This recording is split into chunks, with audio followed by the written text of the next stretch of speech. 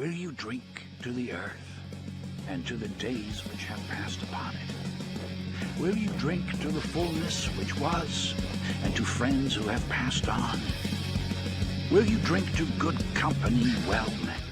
And just to that last point, we now know, thanks to the case Missouri versus Biden, that that's exactly what this administration, from the White House to the FBI to the State Department to the CDC to CISA, have all been meeting with the social media companies for years now, giving them direct commands about what to censor and take down, naming specific accounts and specific speech they want suppressed, threatening the social media platforms if they don't do it, and remarkably, and I'm quoting the court here, the Fifth Circuit Court of Appeals, and there's a huge evidentiary record. Everybody can go, don't take my word for it, go read the record. It's all on the record from the district court. What the Fifth Circuit said is, remarkably, the social media platforms all complied.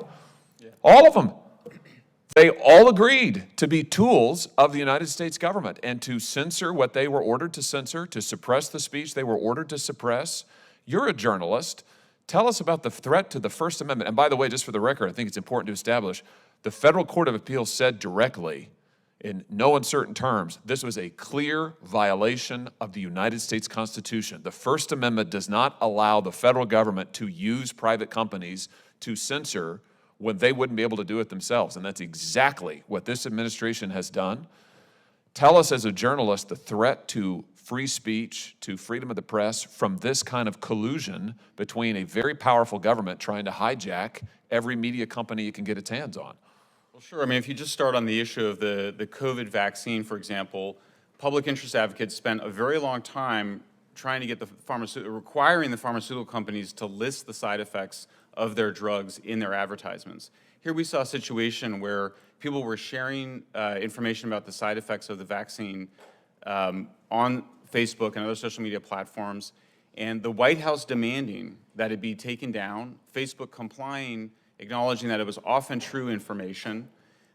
We also saw that Facebook's own internal research showed that actually it increases vaccine hesitancy when you censor those stories, that people, if they want to be comfortable with a new drug, they need to be able to talk it out a bit.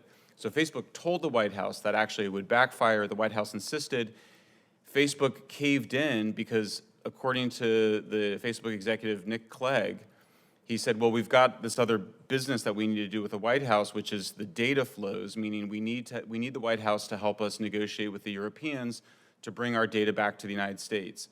So I think the Fifth Circuit Court did a great job in identifying the clearly coercive measures, but I don't think it went far enough because the First Amendment, it prevents the government from abridging or infringing on free speech, offering an incentive to social media platforms, such as helping them with their dispute with Europe, in exchange for censoring often true content, though of course the First Amendment also protects false content. I think it's a very chilling effect. I think it's very disturbing. Anybody that cares about holding powerful entities to account should be disturbed by what we saw take place on Facebook, on Twitter. And you know, I think we just have to remind ourselves, and what disturbs me when I hear sort of the conversation around AI coming into it sort of with a beginner mind, I hear a lot of talk about how to protect the public from harm.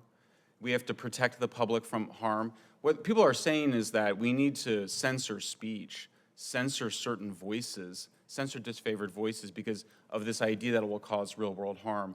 This is a well-documented phenomenon that psychologists have measured where over decades, people have just grossly expanded their definition of things that cause harm.